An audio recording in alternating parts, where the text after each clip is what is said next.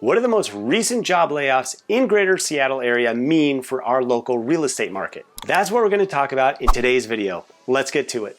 When I first got into real estate 18 years ago, my broker told me, Sterling, if you want to know what's going to happen in local real estate, then you got to follow the job market. That was good advice then, and it's still good advice today. Because let's face it, in order to afford a home and other costs of living, most people depend on a job. So when we read headlines like this, Amazon is said to plan to lay off thousands of employees, and this other headline, what the tech layoffs may mean for Seattle, this is obviously concerning. But let's keep things in perspective. These specific layoffs that these articles point out are not significant enough to tip the scales in a meaningful way in our market. And currently, there are a number of local businesses still hiring. If, however, these layoffs are just the first round of many more layoffs to occur, that's when it could really affect our real estate market negatively.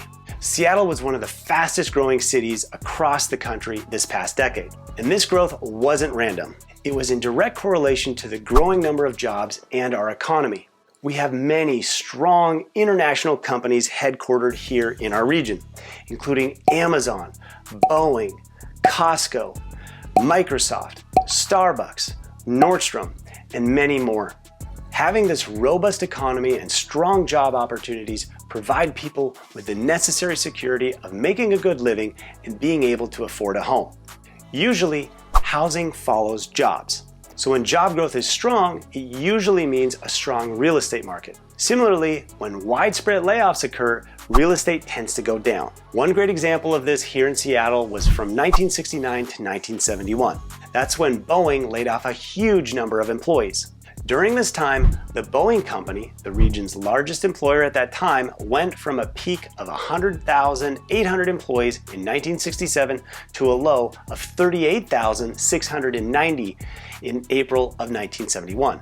With all those layoffs, the real estate market suffered. As a humorous side note, it was two real estate agents who put up a giant billboard sign that became famous in Seattle. The billboard read, "Will the last person leaving Seattle turn out the lights?" While there's nothing funny about losing a job or the pains of a recession, the message rang clear. The Seattle economy and housing market were hurting. Thank goodness we are no longer a region solely relying on one industry like aerospace or one employer. However, the truth of the matter is we are heavily dependent on tech, and the tech sector has recently had challenges. Also, we are either in a recession or about to enter one.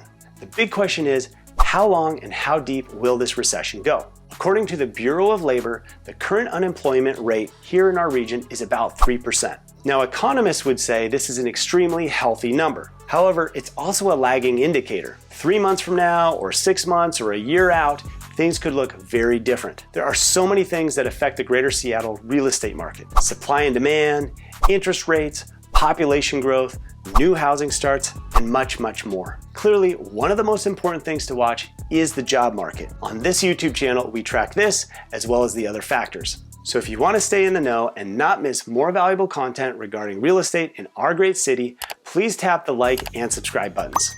Also, when you have a buying or selling need, please don't hesitate, reach out. We'd love to have a conversation and help. Thanks.